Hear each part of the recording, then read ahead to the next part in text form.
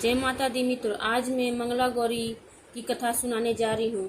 श्रावण मास के मंगलवार के दिन ब्रह्म मुहूर्त में जल्दी उठे, नित्य कर्मों से निवृत्त होकर साफ सुथरे धुले हुए अथवा नए वस्त्र धारण कर व्रत करे। माँ मंगला गौरी पार्वती जी का एक चित्र अथवा प्रतिमा ले, फिर निम्न मंत्र के साथ व्रत करने का संकल्प ले, अर्थात मैं अपने पति, पुत्र, पौत्रों, उनकी सौभाग्य वृद्धि और मंगला गौरी की कृपा प्राप्ति के लिए इस व्रत को करने का संकल्प लेती हूँ।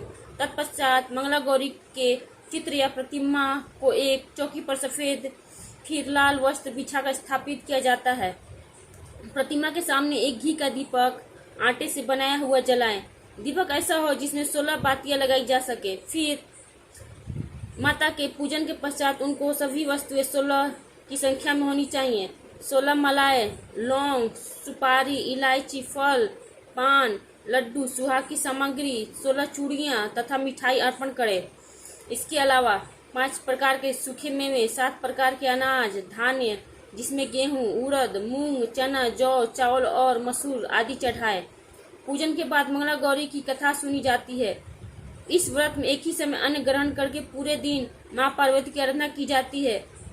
शिव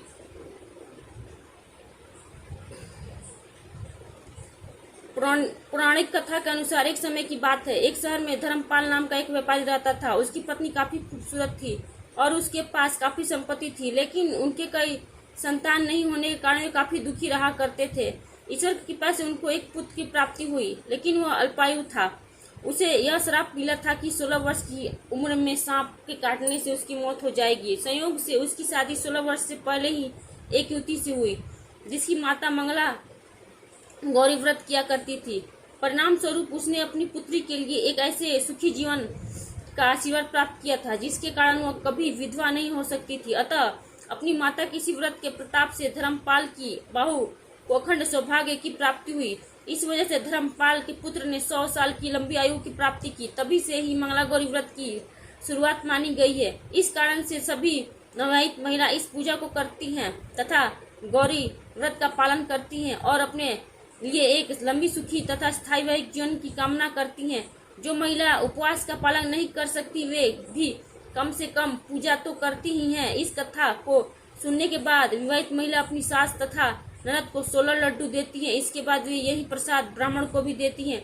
इस विधि को पूरा करने के बाद व्रती 16 बाती वाली दिए से देवी की आरती करती है। व्रत के दूसरे दिन बुधवार को देवी मंगला गौरी की प्रतिमा को नदी या पोखर में विसर्जित कर दिया जाता है। अंत में माँ गौरी के सामने हाथ जोड़कर अपने समस्त अपराधों के लिए पूजा में हुई भूल चूक के लिए क्षमा मांगना चाहिए। इस व्रत और पूजा को परिवार की खुशी के लिए लगातार 5 वर्षों तक किया जाता है। अतः शास्त्रों के अनुसार मंगला गौरी व्रत नियमों के अनुसार करने से प्रत्येक मनुष्य के वैवाहिक सुख में बढ़ोतरी होकर पुत्र पुत्रादि भी अपना जीवन सुखपूर्वक गुजारते हैं। ऐसी इस व्रत की महिमा है। ओम भूर्भुवस्सुः तत्सवितुर्वरेण्यं भर्गो देवस्य धीमहि धियो यो न प्रचोदयात्। ओम सर्वमंगल मांगल्ये शिवे सर्वार्थ साधिके शरण्ये गौरी नारायणी नमस्तुते। वीडियो पसंद आए तो लाइक करें, शेयर करें, सब्सक्राइब करें।